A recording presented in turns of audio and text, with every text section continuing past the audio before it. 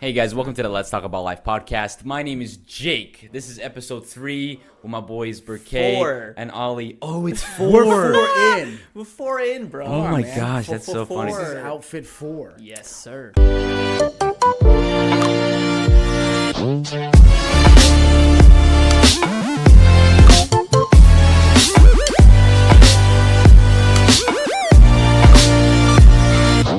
I do consulting work and I work with organizations. And at the end of the day, all of the issues that exist are totally human, personal, ego issues. It's so not like, crazy. oh, this system isn't working and da-da-da-da. No, it's Bob who's not doing what he's supposed to do, or this isn't my department, or, hey, don't throw me under the bus. Remember that time that you did this? Like, it's literally these little cuts and jabs. It's humans. So a lot of times people are like, hey, we want strategy and all that. I'm like, no, this is a values human issue. And it's the same thing. This is what happens. When I'm threatened, whether out on the plains or in the office, it's fight or flight. That's how our minds work, unfortunately. That's just the way we are. Something that I've come to realize. At first, people like me. Then they don't like me. Then they love me. Yeah. That's just the process. And because what happens is they're like, oh, he's so cool. Then they're like, does he really care? And then they start to doubt because of their own sabotaging thoughts and their own experiences that they've had with other people, which doesn't matter to me. Do you, right? But then after they realize that I'm actually genuine, that's when they love me, right? So you're kind of going through a similar process. The problem with us, our type, is they were genuine, authentic people that over time began to use that persona of genuine, authentic to sell. Then when they sold, people bought and were disappointed, so it became cliche. So when a true, genuine person comes up, it looks like the last time they were played. So what's happening is we're trying to destroy cliches. I'm positive. It's not that I'm like thinking positive. No, it's just I see the world with gratitude So true, man. and appreciation, and I hustle hard. It's who I am. It's just right. Because, they try to train to be genuine. Right. Especially in corporate companies. Gosh, yeah. We need to educate and train you to be genuine. No, it's supposed to come from within. Right. There's no special pill you take in or processes to become genuine. The question is, how do you deal with the feeling? What's the feeling? The feeling is, I feel misunderstood. Right. Got it. Like my whole life, that's what I struggled with. Right. So when I adapted this new persona or this new consciousness and I'm actually intentional about what I'm doing, now it's 10 times worse. Because before I wasn't intentional. Right. I mean, I just wasn't intentional about making an impact. I wasn't intentional about doing anything. I was just a good person. But now I'm intentional about making impacts. I'm intentional about, making impacts. No, it's tough, man. I think everybody has had this trauma to some degree, misunderstood, and it's something people that it's easy for you if it's easy for you to find your authenticity, right? If you are just yourself, the world has a very difficult time doing that. Yeah. Yes. And so when they see it, it puts them in a space. Yeah. You know what I mean? And so what happens is when you're authentic and somebody calls you inauthentic, that is painful. That's like, are you serious? That's if you care about what they think. You know what I mean? But I think the trauma is real, man. I think for me, if I don't feel like I'm understood, if I feel like I'm trying to get something across and the other person is seeing their own projection on me, I almost make it my job to fix their projection. I get so caught up in it because I'm like, no, listen. Listen, Linda. But I've kind of learned over time that it's not a battle worth fighting. But it's hard. When I was younger, though, even like when I was in church, like people, if they saw me confident, it was pride. It was literally labeled as pride. And as soon as they label it within like church, if they label something as pride, poof, your power is gone. They're like, bro, you're being prideful. It's just like, right? All the time, everything comes back to just, I'm hurt. And the sooner people can get to the point where they're saying, it hurt me. It's hard, especially for men, right? Yeah. If we can get to that place where we say that the first connection that actually happens is you with your emotions. Because if we try to flex on them, we're literally avoiding the feeling. Like I said, there's a difference between know how to be an asshole. You don't have to be an asshole all the time. Just know how to do it when it's required, right? You have to flex. Like, you have to. So what I think about this is you have to be aware of your triggers. Yes. You just telling us the story diffuse the level of trigger you have in the moment. Yes. Because now what you've done is you laid a pathway of how it could go. what you want to also do is get clear on what it would feel like, so that when it happens, you're like, oh, there it is, and create an escape plan at that point. Yeah. We talked about it in the last podcast, where feel what you feel. Where do you feel the trigger, right? Where is the trigger? Because Yeah. when you know where the trigger is, if it's chest, forehead, It's at whatever, my heart. it's okay, boom. Okay.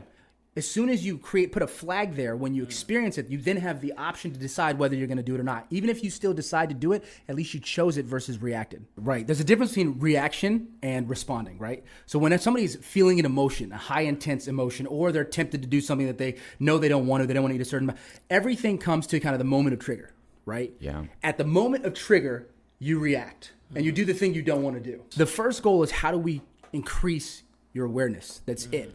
So if you put a trigger or a flag, like we said, on your heart, like, okay, whenever I feel this tension in this area, right? Or I feel something in my forehead, or wherever it is that you feel it, you already know what it is. You put a flag, so when you hit it, it's like bing.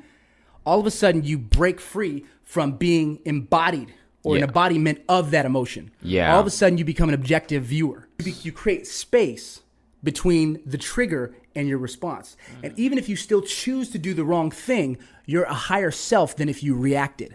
Because when you react, you're a slave. It's just the old patterns, the behavior, right? But if you choose, even if you choose to do wrong, I say that with my clients all the time. Even if you just choose to eat the thing you weren't supposed to, if you just choose to say the thing that you were trying not to say, then at least you've chosen. You've gained freedom. And you've also, here's what's hidden behind it, you've also gained responsibility. Now we can be friends. That's all I'm trying to do. At the end of the day, with the work that I'm doing, I'm trying to get you to make a choice of who you're going to be. Are you with or not? Are you responsible or not? I will not let you be unconscious. Unconscious evil, unconscious good. I don't care. You have to make the choice. And that space that you create, that's where responsibility is found. I want to add just a tiny thing Yeah. to that. I always say this to people. I'm like, there's 3 levels to human beings. Right. There's the conscious, the subconscious, Right. and then the unknown. So what people tend to do is they focus on the conscious and they try to work their way down. Right. But it's like it's totally flipped. Focus on the unknown, the subconscious. Once you figure out the subconscious, then you can control the conscious. Right. If you try to control the conscious, you can't control the subconscious. That's just what I believe. So That's why also being wrong, we talked about that last time. We are just so scared of it being our fault. That's why I can't be wrong. Because then I am wrong. Right? I feel like that has a lot to do with, like, procrastination as well, because we're afraid of being accountable and taking the responsibility of doing things. Yeah. Everything at the end of the day is Jesus self-preservation. Christ, The way we my kill mind. ourselves is through everything is self-preservation. It's runaway, not diluted. It's runaway toxic self-preservation. It's a toxic form of self-preservation. It's been deformed, right?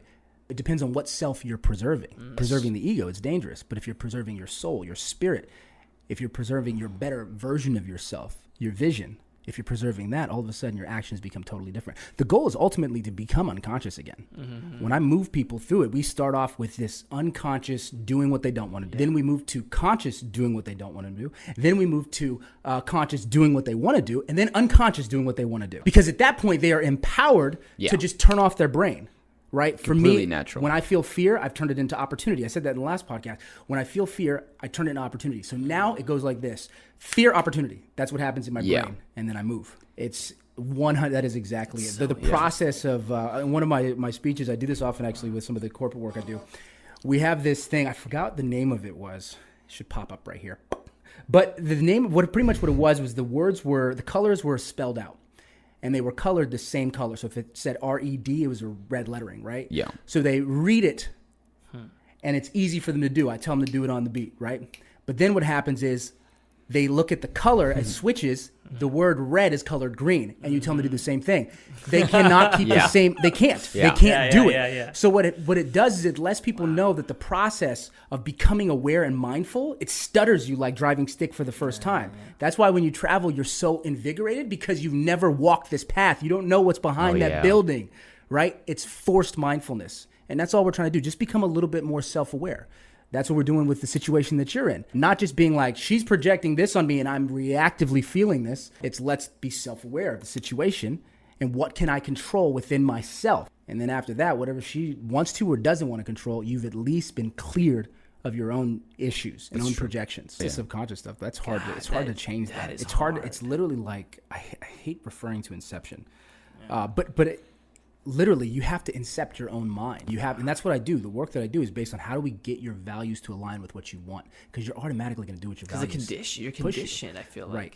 It's just, but that's the difficulty, man. You know what I mean? Breaking that conditioned mindset of just like, no, you're like kind of fighting with yourself the whole time. You're like saying, no, I gotta do it. No, I don't want to do it. Yes, I want to do it. No, and you just like. You know what the funny thing is real quick. This is what I call dumb dust or stupid dust, right?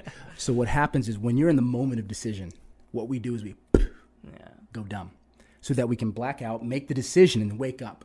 And then feel the guilt. I mean, it's literally the way we. I mean, we set ourselves up. Trust me. That's why.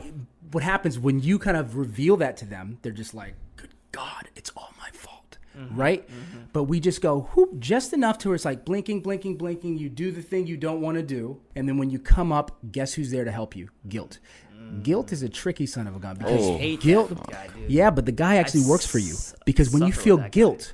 But when you feel guilt, God, when you feel guilt, that's your prescription to return back to your relapse. When you feel guilt, it gives you the punishment you feel you deserve to feel atoned for your sins so that you can be back to stability or your basic norm, equilibrium, to fall into the mess up again. It's a part of the cycle. It's a part of the cycle. And so to be able to get yourself to notice that even guilt is a part of the cycle. And not only guilt, this is what I was talking with the client. Equilibrium is a part of it. This is an entire recipe from start to finish, and there's no one bad guy. The bad move isn't the bad guy. There's a whole system that we put in place to keep us going in that circle. And the question is, do you want to be responsible to change? Yeah. So I think find who you are, ask questions, have humility, and just know that it's a journey. Right. Just know that it's a huge process. You're not supposed to get there in 2 months. You're not supposed to get there in 3 months. You're not supposed to get there in 6 months. It's going to take you a year and a half, and we're all different. It could take me a year and a half. It could take you 3 years. It could take anybody a lot of years. So it's like, just understand that you're a human being. Understand that your emotions are real. You feel them. Just attack them head on. Be like, why do I feel this way? Right. And really dig deep. And that's my closing argument, my man. Yeah, I think that's beautiful. What I'll say is I agree with that, knowing who you are. And it's a massive journey, and it's one that you're going to have your whole life, right? Yeah. In my program, we start off with foundations, just like use that word, because the foundation determines how strong something is. But sometimes you have to deconstruct and dig down, right? So what I say is sometimes to know who you are, you have to unknow, right? You have to unlearn. And we kind of did that with you, right? You're like, this is what I believe this. And I'm like, whose lens is it? That question changes the game. All of a sudden, you're like, actually, it's not my lens. Boom. You've created a new avenue. The other one, insanity, is doing the same thing, expecting a different result. You've been going through, this is what I believe. And all of a sudden, we just went just a tiny bit. And you're like, is this what I believe? Not even this isn't what I believe. Like if you just go from this is what I believe to is this what I believe? Yeah. That's real. So what questioning yourself is kind of that next level, right? Yeah. And so you ask questions and then you pause for the response, because if you immediately respond, that's your reaction. That's what you've been born to do, exactly. Right? Yeah. So just kind of unknowing who you are is a powerful part into getting to that space. And it's not like, for me, the way that I do with people is having them get clear on what their values are. And you said something beautiful, your actions determine it.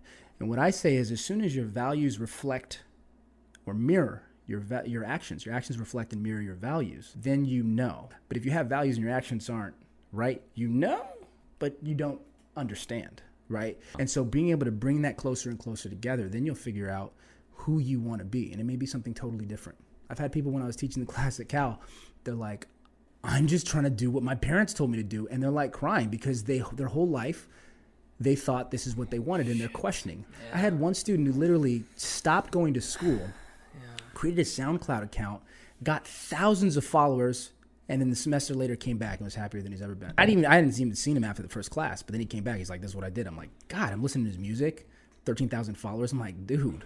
But that clarity is so important, but you have to be willing to risk. And as soon as you risk, it comes with responsibility. And if you're able to do that, think of art, man. I think try to step this, like I call it the art of living. That's what I have on my it's in my vision statement is the art of living. It's But the art of living, it's art. The process is just you're painting. And it makes it easier because I've gone through experience where I was married to a specific outcome, and when it didn't happen, I thought I died. Like I thought I disappeared, right? But when I realized, okay, I'm married to the dance, it makes it a little easier, right? And the outcome is not as important as the adventure. I used to say goals are just excuses for adventure. And so it doesn't have to be so difficult, but it's a process that we're all going through. Same with the process that you're going through with this specific situation. Yeah.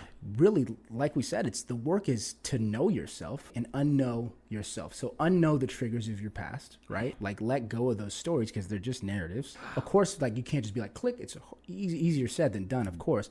But at the same time, know your triggers. Know what's going to happen. Like know how you'll respond and how you'll react. And also if you know your values, like even if you had a conversation with her and you're like, this is my value, this is my value, this is my value. These are things that I know I care about. And I'm going to show up as those no matter what. No matter what. If people are for it or people are against it. But I want to tell you at the end of the day, I want all of us to lift up. But that's your choice to decide if you want to be a part of that. Yeah. You know, she's looking out for herself. She doesn't know herself. That's why she's protecting this false image she has of herself. You're at a space now where you know yourself, and I'm like, I'm going to keep vibing on my values. Yeah. Because I know what I'm about. And no matter how many projections these people put on me, I know. Thank you guys for joining us on episode 4 of the Let's Talk About Life podcast. Thank you, Ali, for being here. And thank you, Berkay, for being here. Yeah, it's great to it was a be. pleasure. Yeah, it was great, guys.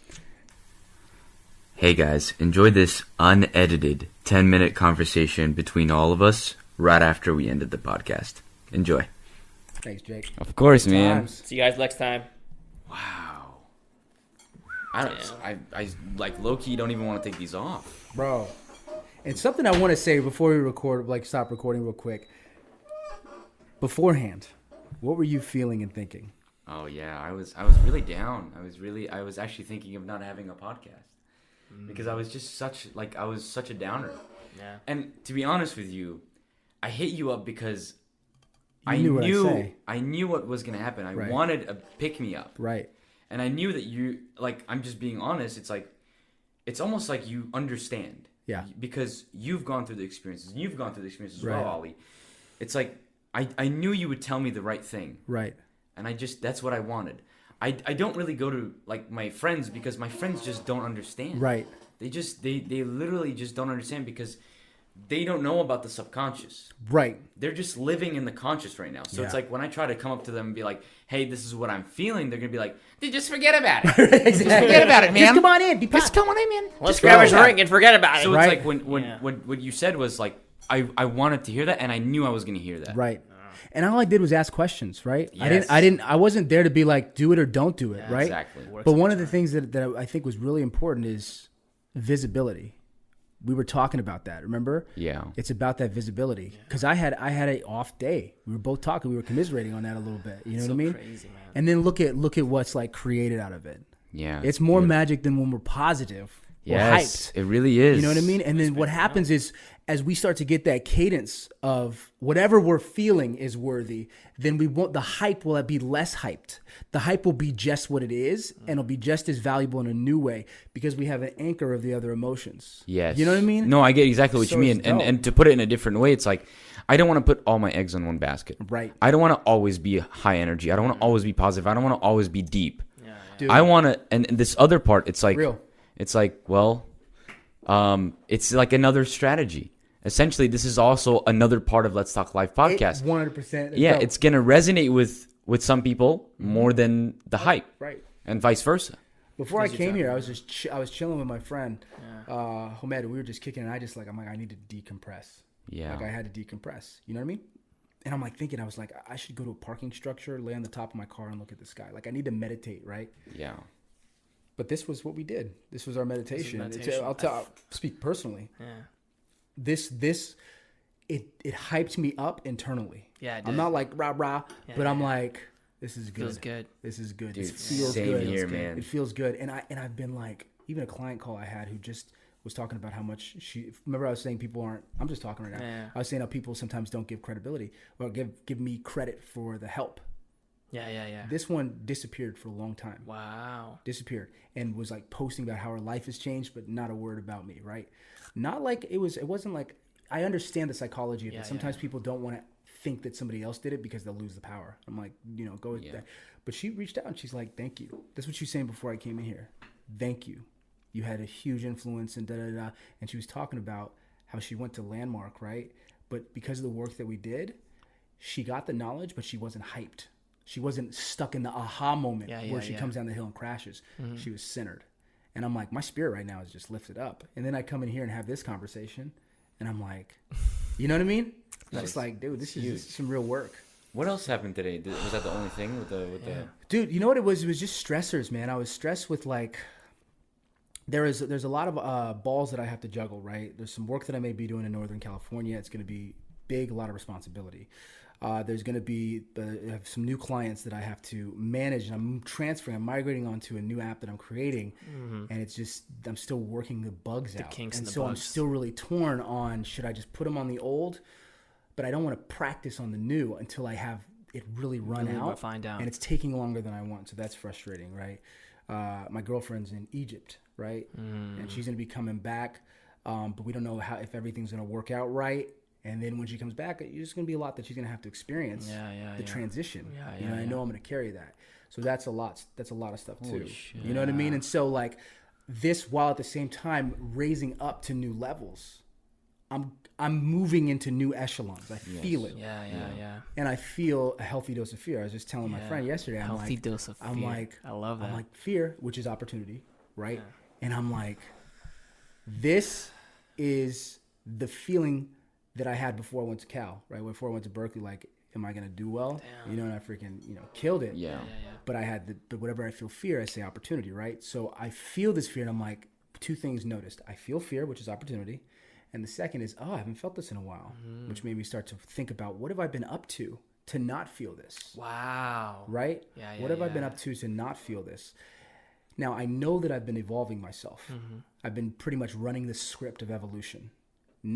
It's changing people's lives on a local level, but it hasn't gone up to the next. So I know that I've been running my script and perfecting it, but this feeling of fear, or not fear, but like trepidation of this, like the unknown. As I jump up to the higher level, more commitments, more responsibility, the same thing that we're talking about. You're just like, whew, okay. You know what I mean? And so you're at a space where you're like, okay, this is where I'm supposed to be, and this is the time of go. Do you want to record this by any chance? It's recording. It just stopped right now. Well, yours is still recording. Okay, perfect. Yeah. Okay. So it just stopped. I would want to get this on camera. I really great. do. Yeah. Okay, keep going though. Yeah, because wow. we didn't have a chance to talk about it. Right. Okay. No, and I think did you do that on purpose? Because okay. No, the question was asked. I want you to also. Yeah. No, for sure, for Your sure. situation too, because I'm like, Right. Do you guys want to put on the headphones for this? Let's just. It's up to you, Briquet. Whatever you feel comfortable with. I'm comfortable. I think. Would it look weird, kind of going from headphones to no headphones? No, wouldn't it? Would just show that we're comfortable. Right. Yeah, I think it's chill. Okay. So, what was the last thing I was saying? you were talking about the whole opportunity of fear, and then how you haven't felt in a long time. Yeah, the trepidation. So you move. So I've taught myself to move forward. Right.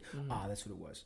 There's a power to. There's different approaches to everything. I can say one thing and rebut against myself 2 years later, 5 minutes later, depending on the context and the situation, right, and who I am. So for me, there's power in being patient, methodical, efficient, measure twice, cut once. There's also power in just going, like just action. Yeah. And whatever the consequences. There's a period in my life, every year I have a theme. And the theme that this year I'm talking about was go do. Not go do good, not go do bad. Just go do and see what happens. Wow. One of the most epic times of my life, right? Met some amazing people when I was in Berkeley. Met my girlfriend. Just like things just really happened. But I had to take those risks, right? And so now in the place that I'm at, it's go do. And it's go do fast. Wow. You know what I mean? Yeah. Don't wait. Just make it happen. You know what I mean? And you have that tendency, man. That's your energy. I love that. Your energy is go do. Got a table, got Boom, need a boom, new boom, camera. boom. Hey, Yeah, fast. Boom. You know what I mean? Yeah, It's a you go powerful do. skill set. Literally, I It's love a powerful it. skill Love being set. around it. So for me, the measuring twice, cutting once, which has worked, it's now time to just change the gear. Yeah. I can measure twice, cut once at a rapid pace now. Yeah. And any places that I haven't, I'll learn along the way, right? Yeah. So now it's the time where it's just like act, and release your voice. Speak. But at the same time, there's two sides to it. Yes. So you speak, but you also understand sometimes it's good to be quiet. Mm.